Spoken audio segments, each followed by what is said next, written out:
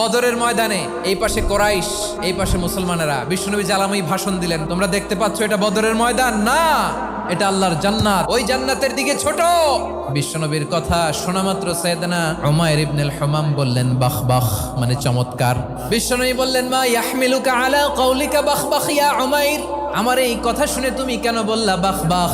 ইয়া রাসূলুল্লাহ, আপনার এই কথা শুনে আমি বড্ড খুশি হয়েছি, আর আমি প্রত্যাশা করছি আমি যদি ওই জান্নাতের মালিক হতে পারি তাহলে কতই না ভালো হতো। সুবহানাল্লাহ বলেন। বিশ্বনবী বললেন উমাইর আনতা মিন আহলিহা, তুমি ওই জান্নাতের অধিবাসী, তুমি জান্নাতি। উমাইর চিন্তা করলেন আমি জান্নাতি, নবীর মুখ দিয়ে যখন বেরোইছে ওই জান্নাতে তো আমার ঢুকতেই হবে, কিন্তু হাতে 3টা খেজুর খেয়ে যদি জিহাদের ময়দানে যাই তাহলে জান্নাতে যেতে তো দেরি হয়ে যাবে।